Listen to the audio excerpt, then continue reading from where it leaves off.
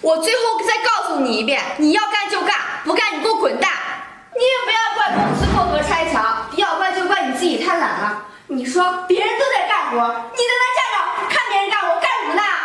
老板，这个公司开了有10年了吧？我在这里上班也有10年了，你怎么能说出这样的话呢？我怎么不能说出这样的话？我一个月给你开多少工资？5000块钱不少了吧？那别人都在干活，你在干什么？你还好意思说呢？像我这样的技术人员去其他工厂的话，人家最少也要给8000、1万呢。你给我5000，你还好意思说呀？就你这样的还要1万呢？我告诉你，你离了我厂子，你都活不下去。除了我给你开这么高的工资，你光看到我没干活了，但是你怎么不想一想，这哪一次来的新款式不是我先做出来样衣，再由员工做的？如果我不做的话，下面员工能做得出来吗？行了吧，你别把自己说的那么牛。我告诉你，你现在跟以前不一样了。你以为我手底下给你安排那2个徒弟是干什么的？就是为了学你的技术。现在他们技术学的也差不多了，你呀，赶紧给我滚蛋！我算看明白了，原来你给我安排2个徒弟就是来偷学技术的。行啊，老板，你不然就别怪我不义了。哟，口气说那么大，你以为我怕你啊？咱们厂子里做来做去，不就那几个款式吗？那手底下的员工都会做了，你在这牛什么呀？你一个月我给你开5000的工资，你知道你一个月都抵人家2个人了。我把你开了，我可以再招2个人，同样的价钱，我又多了2个劳动力，我何必雇你呢？行啊，老板，这么说你就是想过河拆桥了，不想要我了是吗？什么过河拆桥呀？你也别说的那么难听，你在这个厂子里工作了10年，我们也养了你10年。要是没有这个厂子，你还不知道在哪呢。你不要把自己说的太好了，我也是念了这么多年的情义上我才没走。我告诉你，我要是离了这个厂子，到时候你们厂子要出了任何问题，你可千万别来找我。我会找你？那你离了厂子，这地球不照样转吗？行，这是你说的，到时候厂子要是出了任何问题，你就是双倍来请我，我也不来了。就你这样的，我还请你？我请你干什么呀？我请你过来吃白饭呢。既然你把话说的那么绝，那我现在就走。走就走，我怕你呀？真是的，还以为自己多了不起呢。老板，不好了！老板，出事了！怎么啦？大呼小叫的，出什么事儿了？前几天不是来的那个新款式吗？这几天了还没做成呢。前几天来的新款式，你说的是那个外贸单呀？不是，这都几天了，怎么还没做成啊？再过几天就要交货了，你现在连成品都没做出来吗？做是做出来了，可是怎么做都达不到客户的满意。怎么会这样呢？你不是说你已经把技术全都学会了吗？黄老板，这前几个月我是给那个杨组长学了一点技术，可是这个款式太难做了，我没学会。什么？你没学会？你当初是怎么信誓旦旦的跟我说你把他的技术全都学会了呢？我才把他给赶走的。你现在跟我说你没学会？前段时间所有的技术是都学会了，可是这个新款式我从来也没见过。再说了，现在都是新技术，我年龄也大了，这些新样式的我从来都没做过，真是气死我了！你再回去再琢磨琢磨。琢磨好长时间了，还是做不成，不然的话我也不敢过来找你。黄老板，要不这样吧，这实在不行的话，你还是让杨组长请过来吧。什么？我当初赶他走的，你现在让我一个老板去请他过来，你让我这个老板的面子往哪放？我不要面子的吗？可是现在的情况，你说该怎么办呀？怎么办？怎么办？你问我，你是技术员还是我是技术员呀？还能怎么办？回去我想办法去。要想不出来办法，我都把你给开了。那好，我现在就去。真是气死我了！怎么会这样呢？我还就不信了，这没了这个杨组长，我这个厂子还就不转了吗？怎么办呀？怎么办呀？气死我了！你怎么又过来了？怎么样了？王老板，是这样的，咱和张总这个订单马上就要到期了。我知道就长时间都过去了，咱们的货连1/3都没做出来呢。什么？1/3都没做出来？你说我要你干什么呀？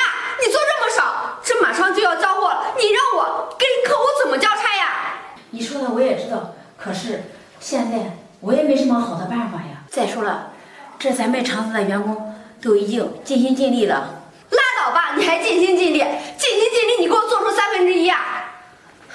这样，你给我通知下去，做不出来呀，给我加班，一天给我上18个小时，干不完不准休息。黄老板，不行呀，这本身我们的员工一直加着班呢，这样下去的话，这员工该有意见吗？他们有意见，他们能有什么意见？货都做不出来。这不是加班不加班的事儿，现在的问题就是咱们的员工做的太复杂了。这杨组长在的时候，他教的技术比较简单，也好做，大伙儿看一遍就会了，而且进度特别快。行了行了，我知道了，出去吧。黄老板，你可要考虑清楚，如果咱们的订单不按时交货的话，会什么会呀？后果我不知道吗？不用你提醒啊，赶紧下去干活去。那好，我知道了。这可怎么办呀？这难道当初真的是我做错了？真的要把杨主管给请过来吗？怎么会这样啊？那行，我知道了，我先挂了。谁呀？来啦！来了！哎，杨组长，老板，你怎么来了？我这不是过来看看你吗？进去吧。哎，杨组长，这是我给你拿的礼品。老板，你也太客气了吧？你今天来是不是有什么事儿啊？杨组长，是这样的，我这次过来啊，是想请你回去的。哎，老板，你可千万别叫我杨组长，我都已经被你给开除了。还有啊，你请我回去，我没听错吧？杨组长，你还生气呢？我承认之前是我不对，你不知道，这一次啊，这个厂子里来了个新款，这手底下的员工啊都不会做，现在这厂子里啊都乱成一锅粥了，他们都闲着呢，这客户也等着出货呢。那个杨组长，我想请你回去给他们做个样衣。请我回去，老板，当初我走的时候，你不都说了吗？我那2个徒弟什么都会了，我要再回去的话，那不是多余吗？你怎么能多余呢？你不知道，他们这2个月呀、也只是学到皮毛，最主要的都没学到。那个杨组长，你在这厂子里干了这么多年了，这个厂还是离不开你，我想请你回去。打住啊！你当初说的可是好好的，说什么厂子离了我不可能不行，地球离了我也照转，现在又说这话，你不觉得打脸吗？对，你说的对，我承认这当初是我做错了，我现在不是改了吗？我这次过来就是给你道歉的。你可是大老板呀，怎么能给我一个员工道歉呢？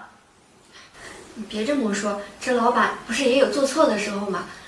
那个杨组长，你过来我们厂，我这工资啊，我给你翻倍。这次厂子呀是真遇到困难了，要不然我也不会来求你。你要是不回去的话，这厂子可能就破产了。你要是不原谅我，我也能理解，毕竟当初我说了这么难听的话。杨组长，但是我来的时候啊，我也想好了，我今天过来目的就是想跟你道个歉，不管你同不同意回去。行了，不跟你说了，我走了。哎，老板，既然你过来了，那我愿意跟你回去，我去帮你看一看。是真的吗？那谢谢你了，这家厂子有救了，这么多工人也不会失业了。不过老板，我不是为了你，我是为了那些员工。我在厂子这么多年，跟那些员工也处出来感情了，我不想因为我让他们失业，所以我跟你回去看看。真的吗？那太好了，工人们要是知道你回去啊，他们肯定会很开心的。走之前啊，我有一句心里话想跟你说。其实那天我辞职也不是真的想辞职，我只是比较在乎你的态度。你说说，我在厂里面干了这么多年，你光看到我在那闲着了，但你怎么不想一想，我干的也是技术活呀，我的付出并不比他们少。你只看到了他们在干活，你怎么看不到我为公司的付出奉献呢？杨主管，你说的对，之前都是我的错，是我心胸太狭隘了。你放心，以后这样的事儿再也不会发生了。而且你的工资啊，我给你调到每个月1万。行了，老板，你不是说员工还都在那等着吗？咱们先过去吧。哎，行。